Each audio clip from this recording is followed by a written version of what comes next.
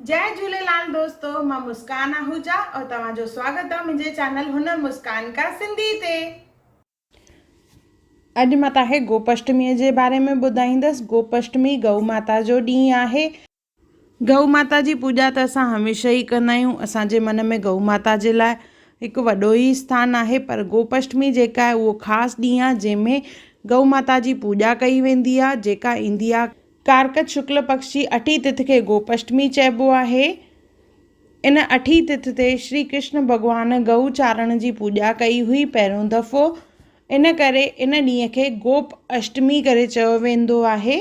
इन ॾींहुं श्री कृष्ण भॻवान गऊअ जी विधि पूर्वक पूॼन कयो ऐं पूॼन जेको आहे हिन रीति आहे।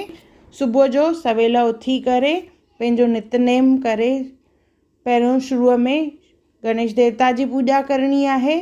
उन खां पोइ ओम नमो भगवती वासुदेवाय जो मंत्र जाप करणो आहे।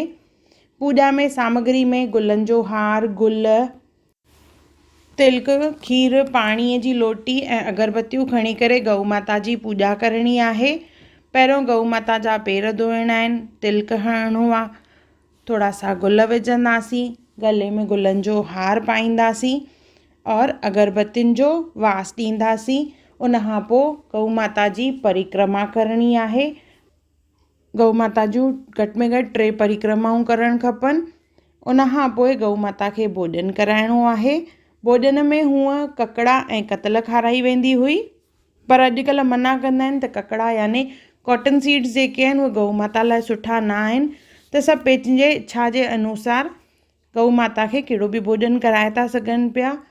फल, फ्रूट, भाॼियूं, गुड़ या घर जी ठहियल रोटी। जीअं असांजे घर में रिवाजु आहे, असां कढ़ी चांवर ठाहे खणी वेंदा आहियूं बूंदी विझी करे, छाकाणि त हुन सां हुन में मिठास ईंदी आहे। भोॼन कराइण खां पोइ पाणी पीआरिजे। उन खां पोइ हथ जोड़जनि ऐं भुल बख़्शाइजे, पेरे पइजे और काई बि भुल चुक थिए चइजे असांखे क्षमा कजो। अहिड़े नमूने गोपाष्टमीअ ॾींहुं गऊ माता जी पूॼा कजे। उन खां पोइ तुलसी माता जी बि पूॼा करणी आहे। गऊ माता जी आरती और तुलसी माता जी आरती चवणी आहे। जय श्री कृष्ण। चवंदा आहिनि गोपाष्टमीअ ॾींहुं अगरि असां गऊ माता जी पूॼा कयूं था त घर में सुख, समृद्धि और शांती हमेशह रहंदी आहे। अगरि तव्हांखे मुंहिंजी वीडियो पसंदि आई हुजे त मूंखे कमेंट सेक्शन में ज़रूरु ॿुधाइजो और काई ॻाल्हि मूंखां अगरि रहिजी वई हुजे त उहा बि ज़रूरु ॿुधाइजो। अगरि तव्हांखे मुंहिंजी वीडियो पसंदि आई हुजे त उनखे लाइक कजो, मुंहिंजे चैनल खे सब्सक्राइब कजो, इंस्टाग्राम ते ज़रूरु फॉलो कजो और मुंहिंजी वीडियो खे ज़रूरु शेयर कजो। और मुंहिंजो वीडियो ॾिसण लाइ धन्यवाद।